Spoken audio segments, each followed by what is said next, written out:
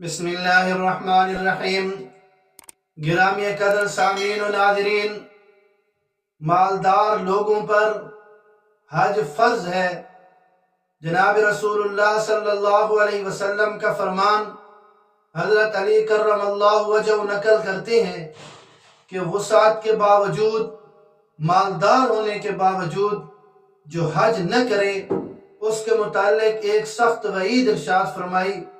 چنانچہ جناب رسول اللہ صلی اللہ علیہ وسلم کے فرمان کا مفہوم اور خلاصہ یہ ہے کہ جس شخص کے پاس حج کے سفر کا ضروری سامان موجود ہو اور اسے سواری بھی میسر ہو جو اسے بیت اللہ تک پہنچا دے، اور یہ شخص پھر بھی حج نہ کرے، تو فرمایا کہ کوئی فرق نہیں پڑتا کہ یہ یہودی ہو کر مرے یا نصرانی ہو کر مرے، اس لیے کہ اللہ رب العزت نے ارشاد فرمایا کہ اللہ کے لیے بیت اللہ کا حج ان لوگوں پر فرض ہے جو اس تک جانے کی طاقت رکھتے ہیں۔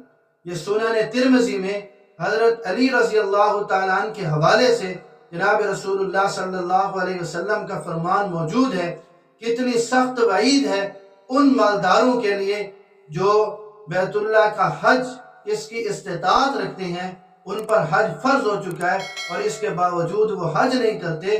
تو جناب رسول اللہ صلی اللہ علیہ وسلم فرما رہے ہیں کوئی فرق نہیں پڑتا کہ یہ یہودی ہو کر مرے یا نصرانی ہو کر مرے۔